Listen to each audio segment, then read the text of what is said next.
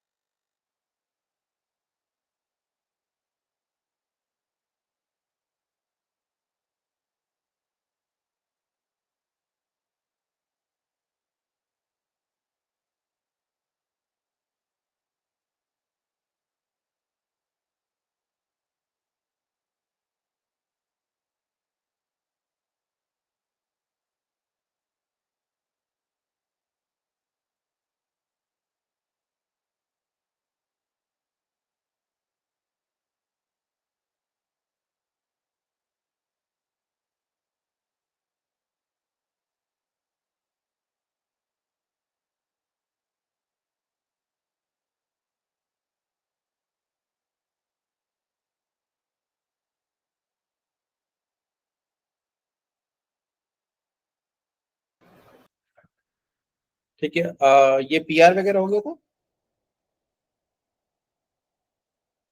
Yes, sir. Yes sir.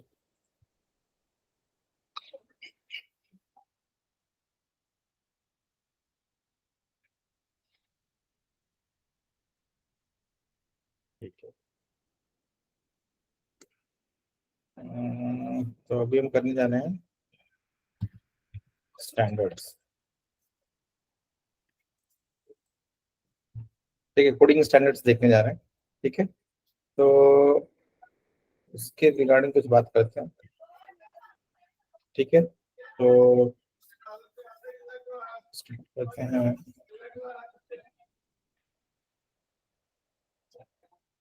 जैसे को बहुत सारी चीजें मिसमैच हुई हैं। कौन ज्वाइन किया, कौन नहीं ज्वाइन किया मैंने। मनीष नहीं ज्वाइन किया।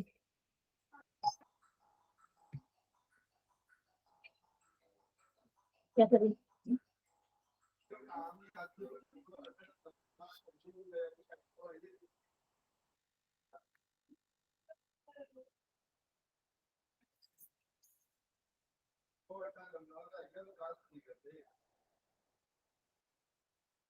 खाना हो सकता है।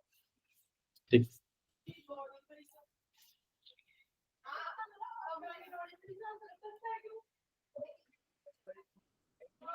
पहला जो होता है ना नेमिंग कन्वेंशन, नेमिंग कन्वेंशन जो कोडिंग स्टैंडर्ड के बारे में शायद हमने कभी तो बात नहीं की है। ठीक है, और बहुत सारी चीजें मैंने देखा सबके कोड देखते बहुत ज्यादा वो हौच पौच होता है, तो कुछ नेमिंग कन्वेंशन पे भी ध्यान दो। ठीक है, नेमिंग कन्वेंशन जैसे क्लास के names, class name must be किस फॉर्मेट में होना चाहिए, इस फॉर्मेट में होना चाहिए A to Z। फिर यहाँ पे चाहे जो भी कर लो उसके आगे। ठीक है ना, कैप A to Z और कैपिटल A से कैपिटल Z और 0 से 9। ठीक है, तो कॉन्सेप्ट ये है कि स्टार्टिंग लेटर, सॉरी उल्टा बोल दिया मैंने, ये कैपिटल होगा, कैपिटल ए से कैपिटल, तो starting letter must be start with capital.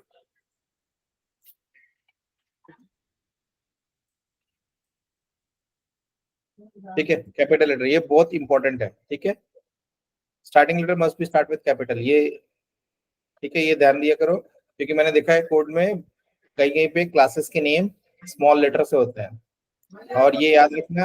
हम ठीक है, हम कुछ नहीं बोलते हैं, बस मैं वार्निंग देता रहता हूँ, लेकिन जब हम कहीं आगे जाके काम करते हैं ना, वहां पे अगर कहीं पे भी ऐसे कुछ कोडिंग स्टैंडर्ड से लेके कुछ भी होता है, तो डायरेक्ट वो एस्केलेट करते हैं। एस्केलेट मतलब समझ में है ना? एस्केलेट में एस्केलेशन मतलब होता है कि फायर करना होता है। ठीक है, तो कोडिंग स्टैंडर्ड बहुत इंपॉर्टेंट फैक्टर आता है तो बहुत छोटी चीज कि क्लास नेम से अरे क्या हुआ, क्लास नेम तो ही तो था, एक लेटर ही तो मिसिंग था, नहीं, डायरेक्ट एस्केलेशन की ओर लेके जाता है। ठीक है ना,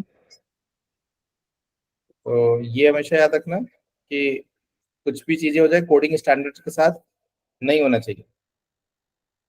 ठीक है, दूसरा होता है वेरिएबल नेम्स।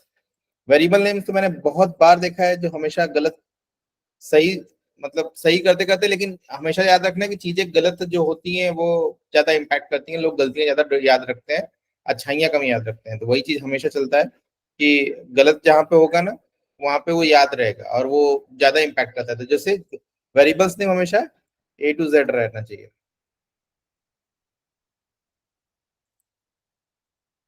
ठीक है ना,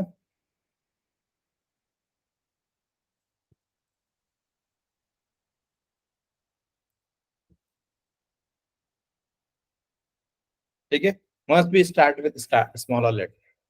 लेटर नहीं भूल रहा हूँ क्योंकि ये नंबर से नहीं होता, must be started with small letter. ये हमेशा याद रखना कोडिंग स्टैंडर्ड्स के। ठीक है, सेम है, वेरिएबल्स के नेम हो चाहे फंक्शन के नेम हो, फंक्शन नेम हो, मेथड नेम हो, ठीक है, ये सब कुछ वही होता है, सारा कुछ वही है। ठीक है ना, सब कुछ ऐसा होता है। अब कुछ कॉन्स्टेंट्स होते हैं, जैसे हम अब मैंने बहुत जगह देखे हैं कोड में क्या होता है कि हमने कोड लिख दिया और उस कोड में कॉन्स्टेंट्स आ रहे हैं। कॉन्स्टेंट मीन्स जरा अभी तो मेरे को दिखाता हूँ, कांस्टेंट मिनट कहीं पे कहीं क्लास में होना ही चाहिए। फोल्डर ओपन करता हूँ, किसी न किसी, सर कौन सा है ना जिसकी वैल्यू फिक्स रहती है पूरे प्रोग्राम में, कौन सा? हाँ बट कैपिटल के इसमें लिखते हैं अपन फुली कैपिटल। हम्म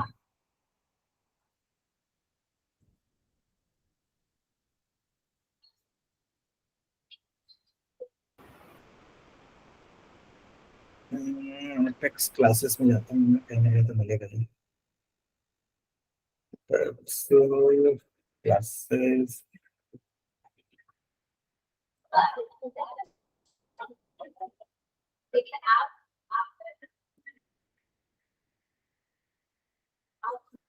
ठीक है, अब जैसे मैं दिखाता हूँ, इसकी फुल स्क्रीन शेयर करता हूँ तो दिख जाएगा, तो समझ में आ जाएगा। Stop sharing, full screen share करता हूँ।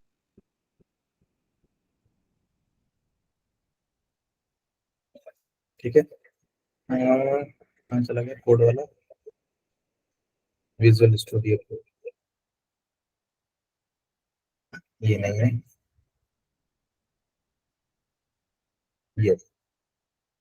ये भी नहीं है, ये रहा। हाँ ठीक है, ये क्लास है। ठीक है, ये क्लास है हम जिसको यूज कर रहे हैं। अब देखो हम, वो तो हमें पता है कांस्टेंट हम हर जगह यूज करते हैं, लेकिन अब कहाँ पे यूज में लेना चाहिए वो एक इंपॉर्टेंट है। तो हमेशा जब कॉन्सेप्ट होता है कांस्टेंट यूज में लेने का, वो बस एक सिंपल से कॉन्सेप्ट पे चलना चाहिए कि जो हमें कांस्टेंट यूज में लेना है, कहीं पे भी हार्ड कोडेड वैल्यूज नहीं रखनी है। ठीक है, ऑलवेज,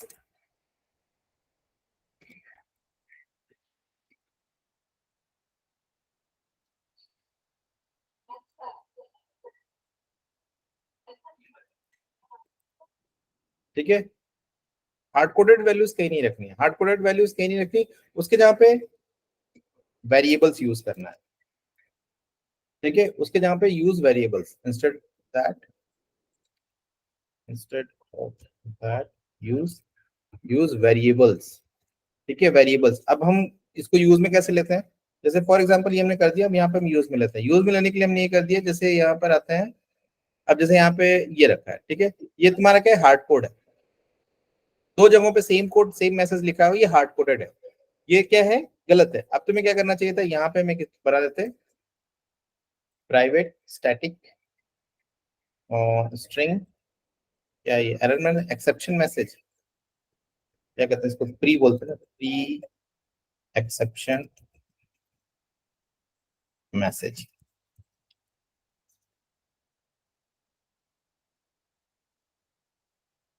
प्री एक्सेप्शन मैसेज ये उठा के यहाँ पे डालो, ठीक है, और इसको यहाँ पे यूज करें।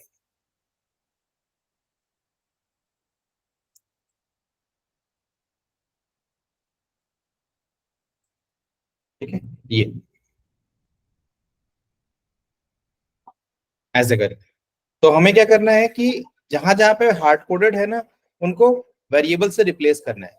अब हार्ड कोडेड वैल्यूज तो हमें जाहिर सी बात है कि हार्ड कोडेड वैल्यूज हम यूज कर रहे हैं, तो इसका मतलब कि वो क्या जाएगा, एक स्टैटिक वैल्यूज है, स्टैटिक वैल्यूज है, ठीक है ना, ये एक स्टैटिक वैल्यूज है। ठीक है, तो वेरिएबल्स ऑफ स्टैटिक वैल्यूज, ठीक है, जो through out the code constant रहना है इनकी वैल्यू। तो इसी कारण से हम क्या करते हैं कि इनको क्लास के सबसे ऊपर ही डिक्लेयर कर देते हैं। ठीक है, यहाँ पे कर दिया, और ये जहां जहां पे भी यूज हो रहा है हमने रिप्लेस कर दिया। इससे क्या होता है कि जो हमारा कोड है ना, कोड में हार्ड कोड वैल्यूज नहीं दिखती हैं। ठीक है ना, कोड में हार्ड कोडेड वैल्यूज नहीं दिखती हैं। ठीक है, तो इसके लिए क्या करते हैं, जो वे यूज करना चाहिए वो क्या करना चाहिए, फुल कैपिटल लेटर्स में। ठीक है, फुल कैपिटल लेटर्स में आते हैं with underscore, full capital letters में लिखना चाहिए नाम,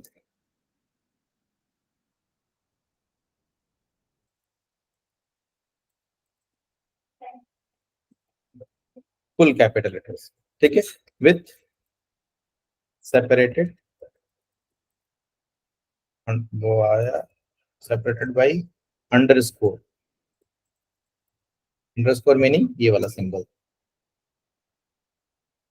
ठीक है ना, अंडरस्कोर के सिंबल से सेपरेट करके बनाना चाहिए। तो ये एक बहुत इंपॉर्टेंट फैक्टर है, हमेशा याद रखना चाहिए कि हमारे कोड में हार्ड कोड वैल्यूज ना हो। ठीक है, हार्ड कोड वैल्यूज ना हो। अब जैसे ये भी है ना, क्योंकि हम ये डीबग का क्या रखते हैं, फिक्स रखते हैं कि मतलब ये इस तरीके से हमारा डीबग होता है, तो इसको मैंने बना दिया ऊपर। ठीक है, अब वो जहां जहां पे यूजर हो रहा है वहां पे हमने कर दिया, यूज कर दिया।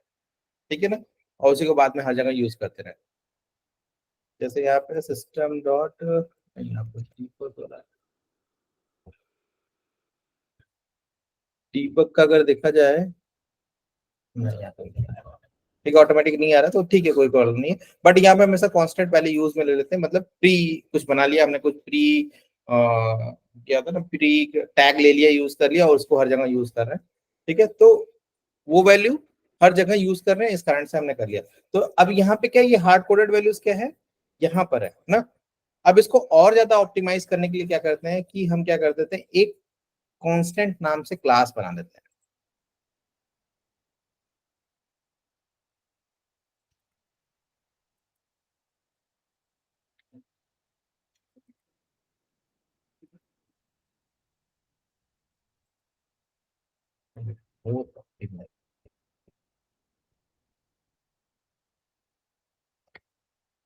कांस्टेंट वेरिएबल्स,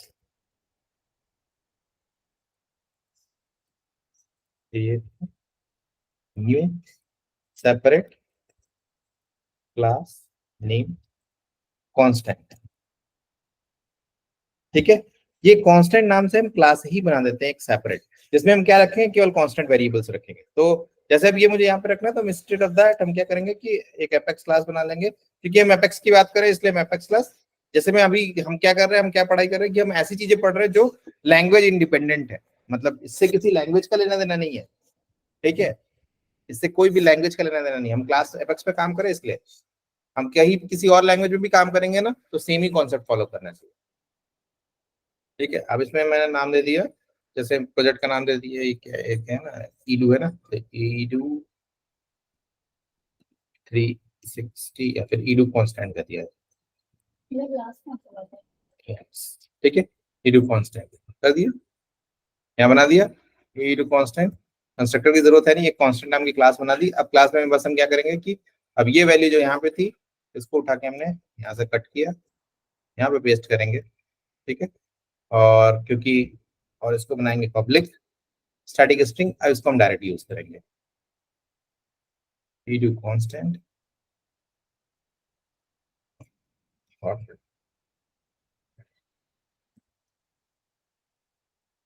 ठीक है ऐसे करेंगे। ठीक है, तो ये भी एक तरीका है। अब इससे क्या है कि हमारा जो कांस्टेंट है, जो कांस्टेंट वैल्यूज थी वो सब एक ही जगह पे मैनेज थी, वो एक ही जगह पे है। हमें अब चेंज करना पड़ा, एक वैल्यू यहाँ पे हमने चेंज की, वो हर जगह ऑटोमेटिक रिफ्लेक्ट हो जाए। समझ में आई मेरी बात? Yes yes sir. यस। ठीक है, तो ये छोटी छोटी चीजें हमेशा याद रखना चाहिए। जैसे कि ये मैं यहाँ पे वो बात नहीं कर रहा हूँ कि को बेस्ट प्रैक्टिसेस फॉलो करना चाहिए या फिर कोड में लूप में कोड करना, वो नहीं, वो तो पूरा लैंग्वेज स्पेसिफिक है। लेकिन ये क्या है, हम कैसे कोड लिखते हैं, हमें क्या करना चाहिए, कैसे एक डेवलपर अपना कोड अच्छे तरीके से लिखे, कैसे ऑप्टिमाइजेशन पे, तो हमें ऑप्टिमाइजेशन पे बात करना है कि हमारा कोड जो है स्टैंडर्ड फॉलो करता रहे। ठीक है, किसी कोडिंग स्टैंडर्ड को हमेशा फॉलो करें, हमेशा दिमाग में रखें, ताकि जब कोई हमारा कोड देखे तो उसको लगे कि नहीं कुछ है, कुछ मतलब किसी ने कोड लिखा है। तो कुछ चीजें इसलिए क्या हमेशा से फॉलो करते रहनी चाहिए, क्योंकि एक वे होता है, एक अच्छे कोडिंग की वे होता है, तो वो फॉलो करना चाहिए। तो उसमें से कुछ चीजें जैसे क्लास नेम, पहला लेटर हमेशा capital, variable, function, method name, मतलब कुछ भी हो जाएगा, क्लास नेम को जोड़कर जाके जो कुछ भी आता है सब सबके क्या होते हैं, जो वेरिएबल नेम स्मॉल से स्टार्ट होता है। फिर उसके बाद होता है एक स्पेशल केस आता है जब हमारे पास कुछ कांस्टेंट हमें रखने हैं, कांस्टेंट वैल्यूज रखना है। तो कांस्टेंट वैल्यूज रखने हैं तो उसके लिए हम क्या करते हैं, फुल कैपिटल लेटर से यूज कर लेते हैं विद अंडरस्कोर सेपरेटेड। और अगर हमें कांस्टेंट को भी क्या करना है, ऑप्टिमाइज करके रखना है, सारा कांस्टेंट हमारा एक ही जगह पे रहता है, तो हम क्या कर लेते हैं, अलग से कांस्टेंट क्लास ही बना लेते हैं और उस क्लास के अंदर ही सब कुछ रख लिया।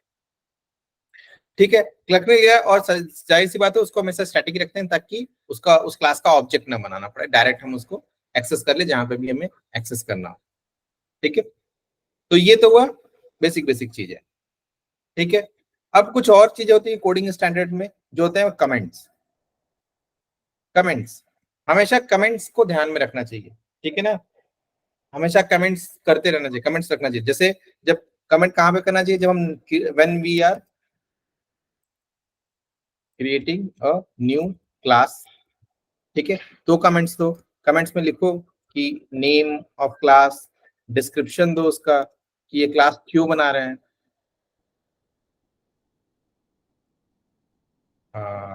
वाई।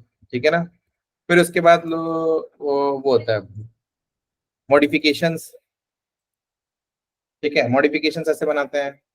ठीक है, ऐसे कर लिया, कुछ भी दे दिया यहाँ पे ऐसे करके। अब यहाँ पे देते हैं कि ऑथर नेम या मॉडिफाइड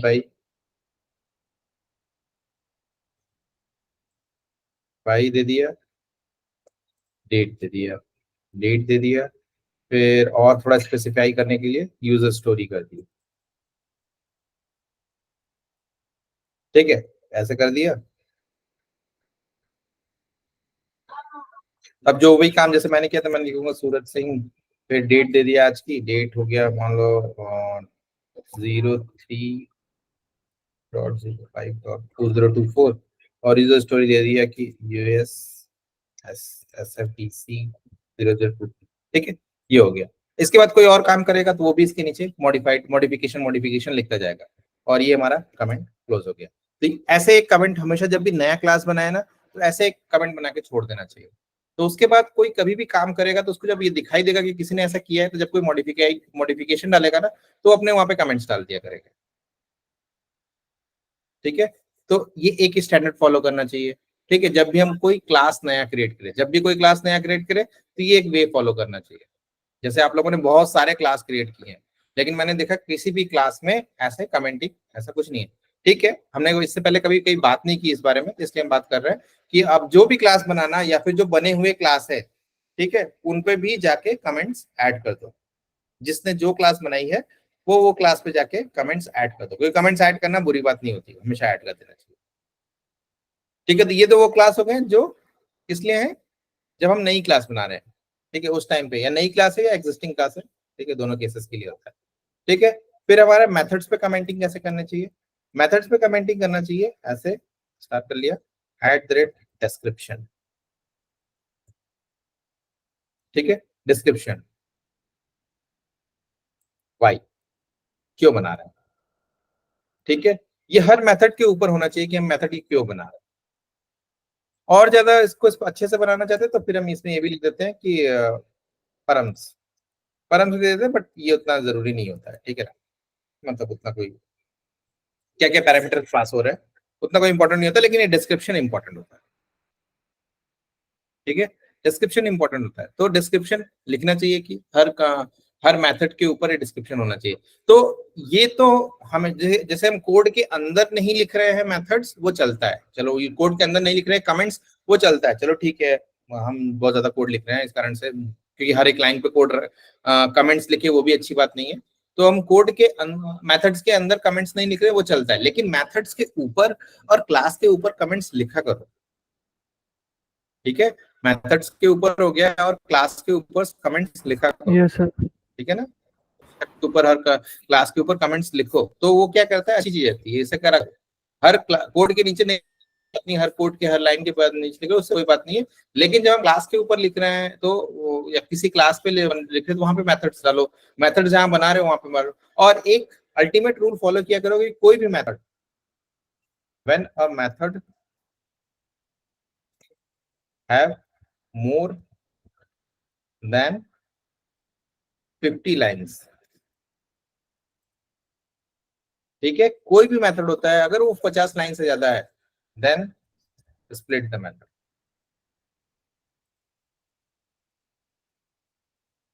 इनटू 2 पार्ट्स।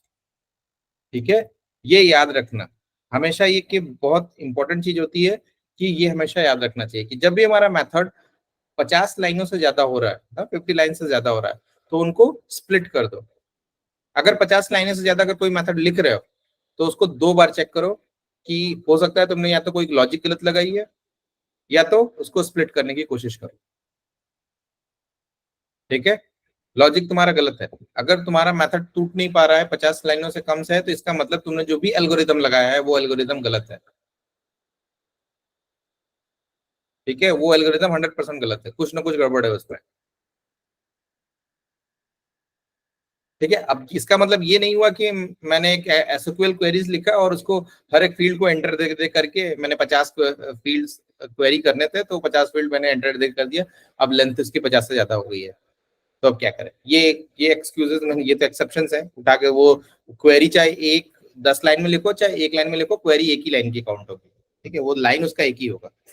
ठीक है, वो नहीं है, लेकिन मैं बता रहा हूँ कि अगर मेथड तुम बना रहे हो कोई और मेथड में एल्गोरिदम को यूज कर रहे हो और वो एल्गोरिदम या वो लॉजिक 50 लाइन से ऊपर जा रहा है, तो और वो स्प्लिट नहीं कर पा रहे हो तुम, ठीक है ना, 50 लाइन से ऊपर भी जा रहा है और स्प्लिट नहीं कर पा रहे हो, तो इसका मतलब जो भी एल्गोरिदम लगा रहे हो वो गलत है, वो लॉजिक गलत है। ठीक है, अगर स्प्लिट करने का वे नहीं मिल रहा है तो उसका मतलब लॉजिक गलत है। ठीक है, तो जब भी कोई मेथड जा रहा है 50 लाइन से ऊपर जा रहा है, उसको स्प्लिट कर दो, 2 मेथड्स में डालो।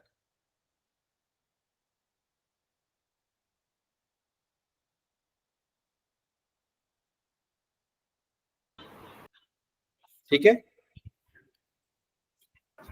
Yes sir. तो ये हमेशा याद रखना कि हमारे मेथड्स की लाइंस कितनी हो रही हैं। ठीक है, हमें कमेंट्स हमेशा लिखते रहना है, मेथड के ऊपर तो लिखना ही है, मेथड के अंदर नहीं लिखना है, वो चलता है, लेकिन मेथड के ऊपर तो लिखना ही लिखना है। ठीक है, और क्लास के ऊपर लिखना ही लिखना है। ठीक है, और ये कुछ कैसे नेमिंग कन्वेंशन करने हैं, इसके रूल्स को फॉलो करते हुए चलना है। ठीक है, फॉलो करते हुए क्या क्या करना चाहिए क्या नहीं करना चाहिए, ये सारी चीजें देखते हुए काम करना है। ठीक है, ये क्योंकि जनरल होता है, इसके अलावा बहुत सारे और भी रूल्स होते हैं वेरिएबल्स का देने के, बट ये जनरल है, ये हर लैंग्वेज में एप्लीकेबल होता है। बाकी कुछ और भी तरीके होते हैं वेरिएबल्स के नेम लिखने के लिए, वो प्रोजेक्ट स्पेसिफिक हो सकता है कि इस प्रोजेक्ट में ऐसा ही तरीके से डिक्लेयर करना है वेरिएबल, या तो प्रोजेक्ट स्पेसिफिक हो गया, लेकिन जो जनरल होता है ना, जनरल यही होते हैं और ऐसे ही लिखे जाता है, ठीक है ना, इतना कुछ उसमें टिपिकल नहीं होता है, बस यही है कि इसको फॉलो करोगे तो ऑटोमेटिक वो कोडिंग स्टैंड। और सबसे इंपॉर्टेंट है कि ये हम जब मेथड्स के ऊपर डिस्क्रिप्शन लिख देते हैं तो वैसे ही हमारा मेथड के ऊपर डिस्क्रिप्शन और मेथड को सोचते हैं कि 50 लाइन से ऊपर ना हो, और जैसे 50 लाइन के ऊपर हो तो उसको स्प्लिट करें। अगर ये दोनों चीजें फॉलो करते हुए तुम अपने लॉजिक्स लिखोगे ना, ऑटोमेटिक देखना तुम्हारे लॉजिक बहुत अच्छे बनने लगे, बहुत सही लॉजिक बनने लगता है। जैसे ही हम ये चीज फॉलो करना स्टार्ट करते हैं ना, तुरंत हमारा क्या होता है कि लॉजिक्स बहुत अच्छे बनने लगते हैं, क्योंकि तुम्हें पता रहता है कि हमें क्या स्प्लिट करना है, क्या लॉजिक क्या कर रहा है, कैसे कैसे करना है। क्योंकि कोडिंग तो तुम सबको आती है, मुझे कोडिंग थोड़ी ना सिखानी है, कोडिंग तो आती है, अब कुछ और क्या सिखाएं उसमें, लेकिन करना कैसे है ये जरूरी है, सोचना कैसे है ये जरूरी है, तो उन सारी चीजों पे बात करना जरूरी होता है। तो ये हमेशा फॉलो करना है कि कैसे करना है, कि हमें जो भी मेथड बना रहे हैं उसके ऊपर पहले तो डिस्क्रिप्शन लिख रहे हैं कि क्यों मेथड बना रहे हैं ये मेथड, और दूसरा है कि अगर वो मेथड 50 लाइन से ऊपर जा रहा है तोड़ दो उसको, ठीक है, तोड़ दो उसको, वो ज्यादा बेटर है।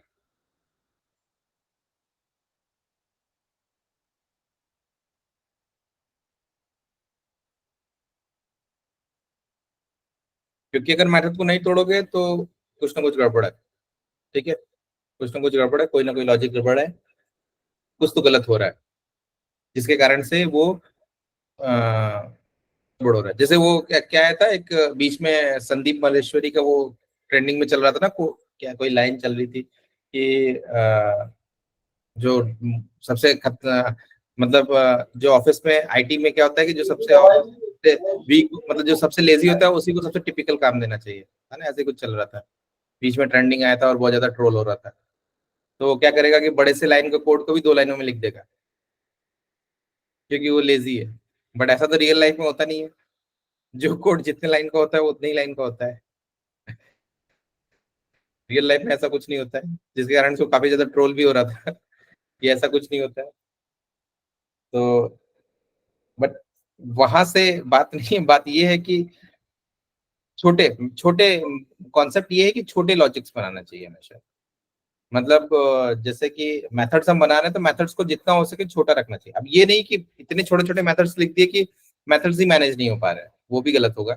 ज्यादा मेथड छोटे भी नहीं होने चाहिए, बट मेथड्स छोटे होने चाहिए, ज्यादा छोटे नहीं करने चाहिए, ताकि ऐसा ना हो जाए कि मेथड्स को ही मैनेज नहीं कर पा रहे। मैनेजेबल मेथड्स होने चाहिए, ठीक है, और वो 50 लाइन से ज्यादा भी नहीं होने चाहिए, ठीक है, मैनेजेबल मेथड्स होने चाहिए और वो 50 लाइन से ज्यादा भी नहीं होने चाहिए। उसको करते हुए कोडिंग करेंगे तो ऑटोमेटिक हमारा जो करने का वे है वो सुधरता जाएगा,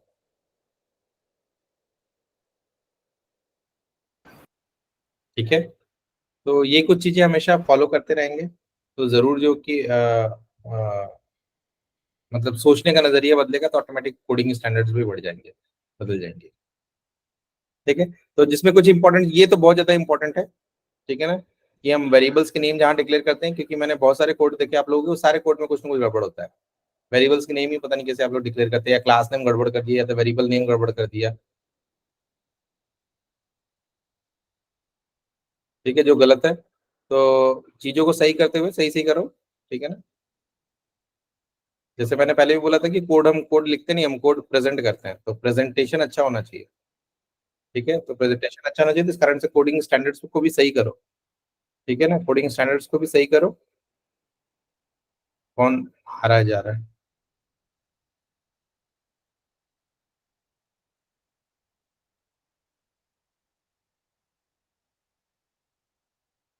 ठीक है, और कुछ एपेक्स स्पेसिफिक भी देख लेते हैं, कुछ चीजें एपेक्स स्पेसिफिक भी बात कर लेते हैं। एपेक्स स्पेसिफिक क्या है?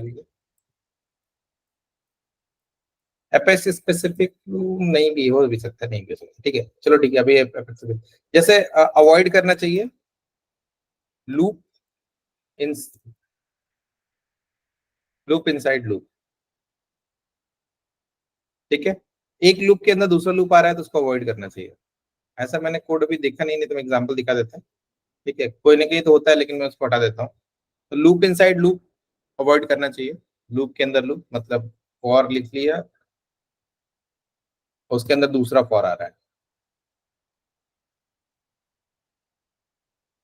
ये 100% नहीं हो सकता है, लेकिन अवॉइड, इसलिए मैंने अवॉइड किया, अवॉइड करना चाहिए, अवॉइड अवॉइड करना चाहिए, ठीक है, ये 100% हम अचीव नहीं कर सकते हैं, क्योंकि बहुत सारे ऐसे सिनेरियोज होते हैं जहां पे हमें लूप इनसाइड लूप के बिना वो काम ही नहीं हो सकता।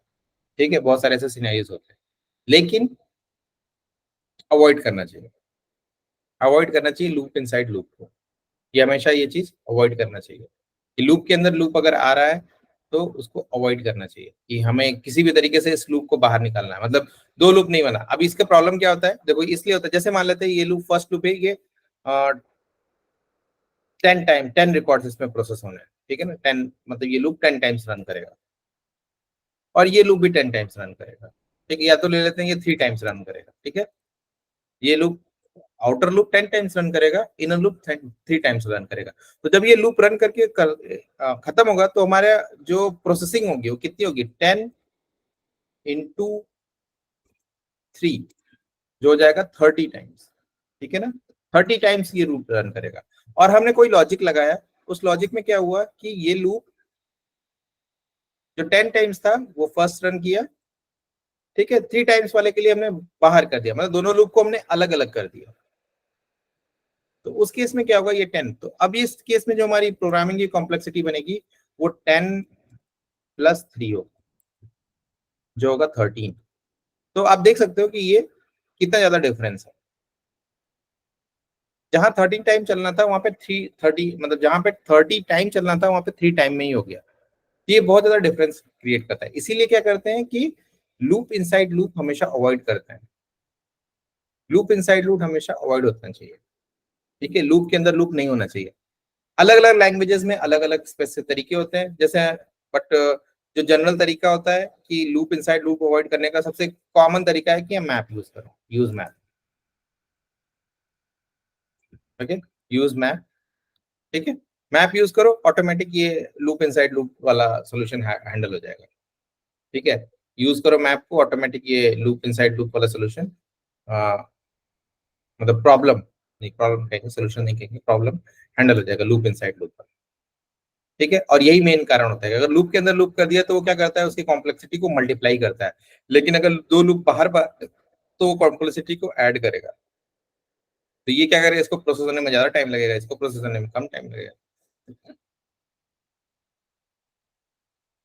ठीक है, तो वर्क कर जाएगा, सही से वर्क करेगा चीजें। तो एक लूप इनसाइड लूप भी अवॉइड करना चाहिए। ये अगेन है, ये एपेक्स स्पेसिफिक नहीं है, ये लैंग्वेज स्पेसिफिक नहीं है, ये प्रोग्रामिंग स्पेसिफिक। ठीक है, प्रोग्रामिंग स्टैंडर्ड स्पेसिफिक, कि अगर लूप के अंदर लूप आ रहा है तो चेक करो कि मैप से वो हैंडल हो सकता है क्या। ठीक है, मैप से हैंडल हो रहा है तो मैप से हैंडल रिप्लेस कर दो, क्योंकि अगर हम अपेक्स की बात करें तो वो तभी होता है लूप एंड इनसाइड लूप जब हम पेरेंट के साथ साथ चाइल्ड पे भी वर्क कर रहे हो। ठीक है ना, पेरेंट के साथ साथ हमें चाइल्ड रिकॉर्ड्स पे भी काम करना होता है, तभी एक ये बहुत ही कॉमन केस है जिस केस में लूप इनसाइड लूप के बिना काम नहीं हो पाता है। ठीक है, पेरेंट के साथ साथ हमें, मतलब पेरेंट के बेसिस पे हमें चाइल्ड पे कुछ काम कराना है ना, पेरेंट के बेसिस पे चाइल्ड पे काम कराना है, तो उस केस में लूप इनसाइड लूप चलता है। नहीं तो उसके अलावा मैंने कोई ऐसा केस नहीं देखा है जिस केस में विदाउट लूप इनसाइड लूप काम ना हो पाए। हो जाता है, आराम से हो जाता है, बस एक सही लॉजिक बनाने का होता है, एक सही मैप बनाने का होता है। ठीक है, तो एक सही मैप बनाने का होगा तो ऑटोमेटिक लूप इनसाइड लूप नहीं होगा, वो ऑटोमेटिक हम उसको ओवरकम कर लेंगे। ठीक है, तो ये भी हमेशा याद रखना है कि लूप के अंदर लूप नहीं होने चाहिए। ठीक है, लूप के अंदर लूप नहीं होने चाहिए।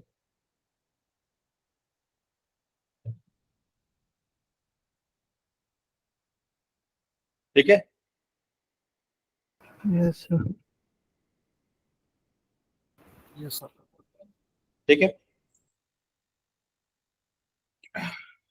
अब आते हैं एपेक्स स्पेसिफिक में। कुछ एपेक्स स्पेसिफिक वो भी लूप से ही जुड़े हैं। ठीक है ना, लूप से ही जुड़े हैं, जैसे कि अगर एपेक्स स्पेसिफिक भी कह सकते हैं, लैंग्वेज स्पेसिफिक कह भी सकते, नहीं भी कह सकते, क्योंकि ये भी जनरल टर्म ही है कि जब कोई एसिंक कॉल है, एसिंक्रोनस एसिंक्रोनस एग्जीक्यूशन करना है।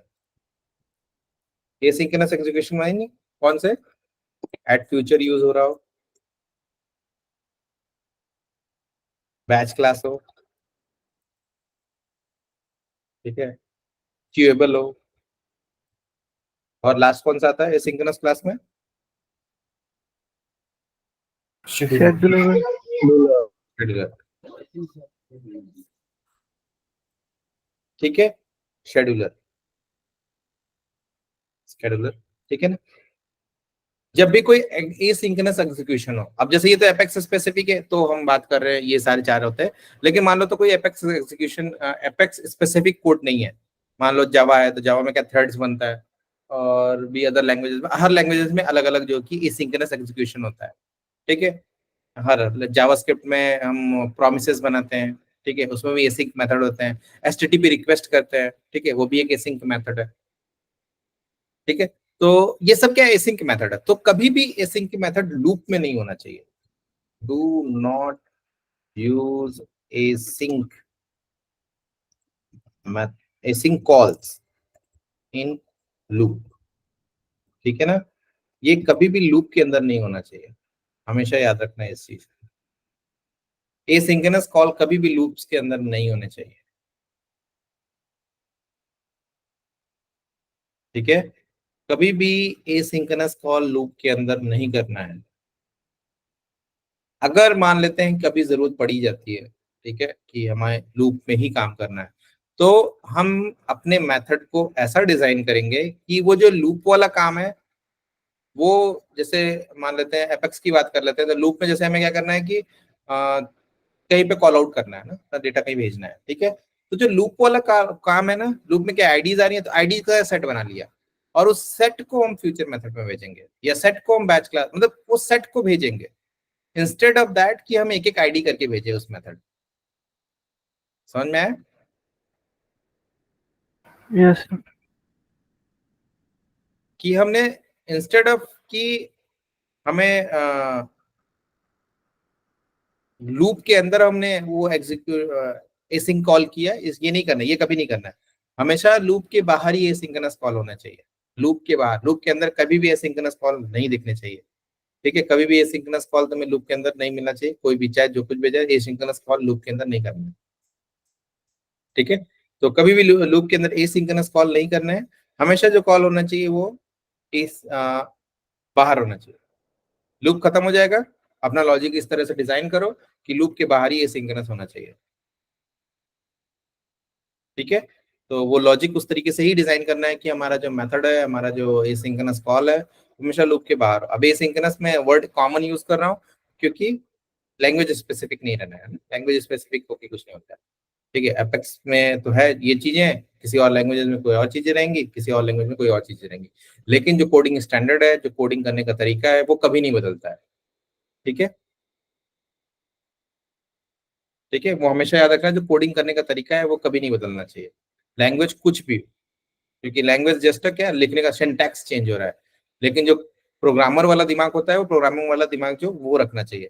इससे ये नहीं रखना चाहिए कि ये लैंग्वेज एपेक्स आ रहा है तो एपेक्स में ही होगा, ठीक है, एपेक्स में ऐसा होता है, दूसरे लैंग्वेज में कुछ और होता होगा, नहीं। जो कोडिंग स्टैंडर्ड है वो सबके लिए कॉमन होता है, कोडिंग करने का तरीका है वो सबके लिए कॉमन होता है। जो प्रोग्रामर है, प्रोग्रामर के लिए लैंग्वेज कोई मतलब नहीं होता है, ठीक है। उसके लिए ये मतलब नहीं होता कि एपेक्स है तो एपेक्स, दूसरा लैंग्वेज जावास्क्रिप्ट आ गया तो क्या करे, या फिर दूसरी लैंग्वेज आ गया, नहीं, वो नहीं, वो लैंग्वेज बैरियर नहीं होना चाहिए, ठीक है। Language is just a medium, वो बैरियर नहीं होना चाहिए, वो मीडियम होना चाहिए। बाकी जो प्रोग्रामिंग का दिमाग है वो हमेशा हर जगह एक ही जैसे रखो, तो क्योंकि कुछ ही चीजें हमें करनी होती है और वही फॉलो होता है, बाकी इसके अलावा तो सिंटैक्स ही चलते रहता है। तो हम एक सही तरीके से कोड करेंगे तो ऑटोमेटिक हमारा दिमाग कहेगा कि हम गलत नहीं कर पाएंगे, मतलब नया लैंग्वेज में भी काम करेंगे तो भी हम गलत उस चीज को नहीं कर पाएंगे, ठीक है ना। हम भले चाहे लैंग्वेज कुछ भी हो जाए, ठीक है, तो भी हम उस चीज को रॉन्ग नहीं कर पाएंगे, गलती से भी गलत नहीं कर पाएंगे, ठीक है।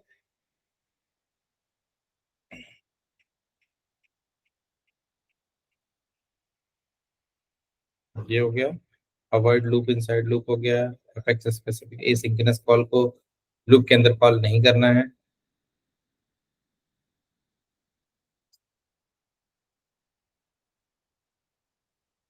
बाकी वो सारी चीजें तो अपेक्स बेस्ट प्रैक्टिसेस में ही आएंगे लूप, और वो तो बताने का कोई मतलब है नहीं, ठीक है। ये तो लैंग्वेज स्पेसिफिक नहीं रखना, ठीक है, चीजें ऐसे ही करना है।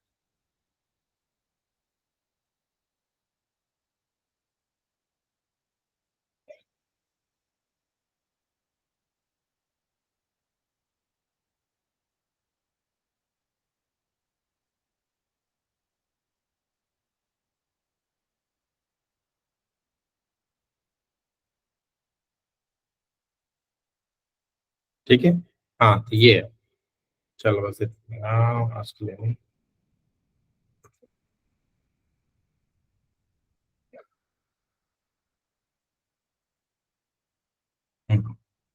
कोई क्वेश्चन या कोई कुछ ऐड करना चाहता है? No sir.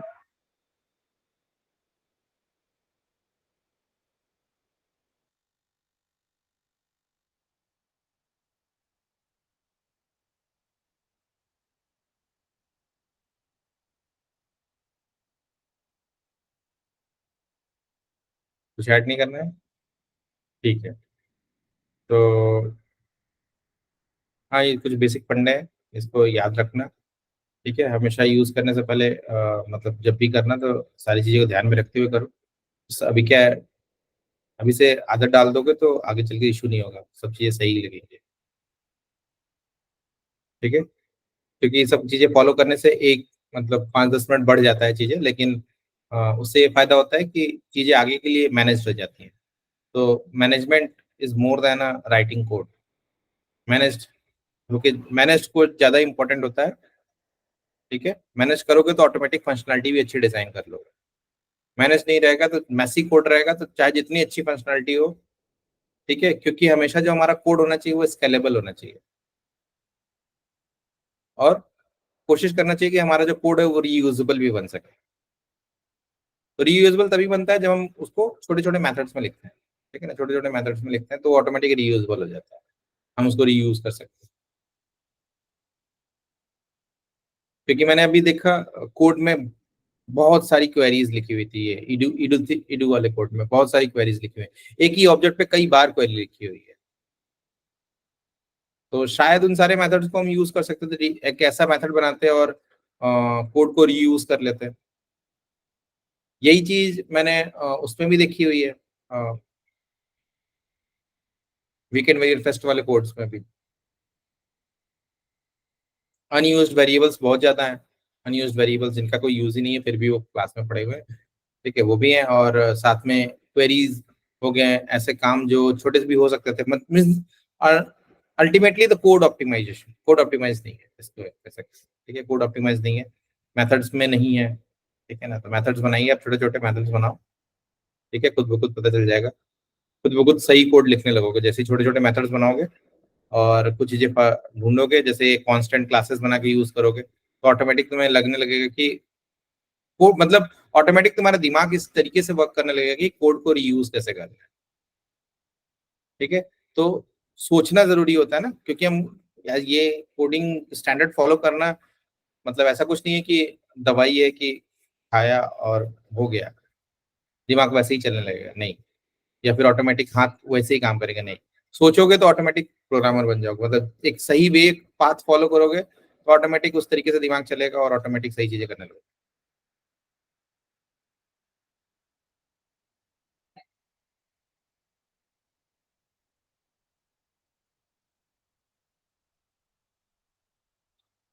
ठीक है, yes sir. Yes sir. Yes sir. ये कुछ लोग कल आए थे, आज बाकी सारे लोग एब्सेंट हो गए। फ्राइडे बनाने चलेगा क्या? मनीष को लेके चला गया फ्राइडे बनाने? और वो भोकरावासी गायब है आज सर। हाँ, भोकरावासी गायब है। भोकरावासी गायब है। हाँ दोनों पार्टी करने चले गए थे इसीलिए गया। क्या आज वो पता सर, हमने तो सबको बोला था सर, इनवाइट करा था।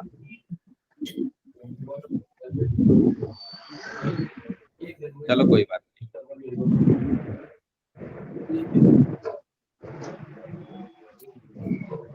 ठीक है, तो फिर अभी करते हैं खत्म, यहीं पे रोकते हैं।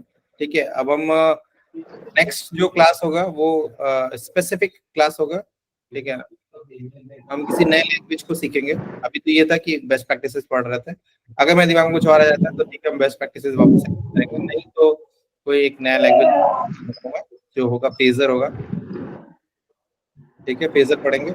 और उस पेजर में कुछ लोगों का रहना इंपॉर्टेंट है, जैसे हो गया आकाश, हो गया तुषार, हो गया, ठीक है, इन लोग का रहना इंपॉर्टेंट है। उसके अलावा सुमित, ठीक है, Yes, सुमित का रहना जरूरी है। अभिषेक, ठीक है, तुम रह सकते हो, बाकी देख लेना, अगर तुम्हें लगता है तो फिर ठीक है, नहीं तो फिर प्रेशर देने की जरूरत नहीं, ठीक है। नहीं सर, अगर इसी टाइम पे होगी और मतलब तो अटेंड कर लिया करेंगे।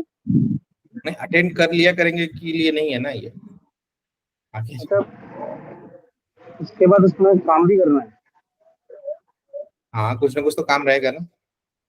हाँ सर, मतलब कर, अगर वो मतलब सीख तो लेंगे, काम का भी देख लेंगे, अगर और कुछ काम नहीं होता वो भी कर लेंगे, बट सीख भी तो लेंगे कि फ्यूचर काम आ जाए कभी ना कभी। आप जैसा कहोगे वैसा कर लेंगे सर।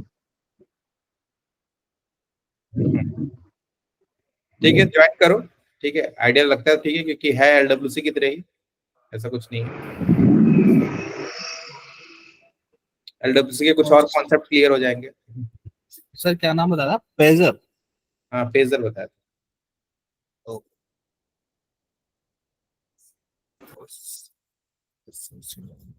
और मनीष को भी ज्वाइन करना जरूरी है, मनीष को भी करना जरूरी है, ठीक है, मनीष को मैं बोलता हूँ ज्वाइन करना जरूरी है।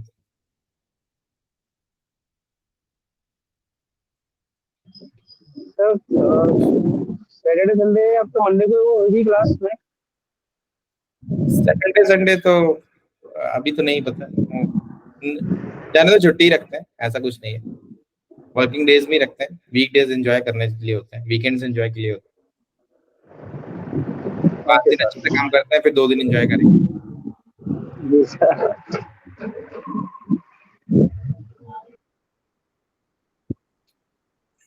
ठीक है, चलो ठीक है, रिकॉर्डिंग स्टॉप नहीं किया तो हम लोग बातें किए जा रहे हैं।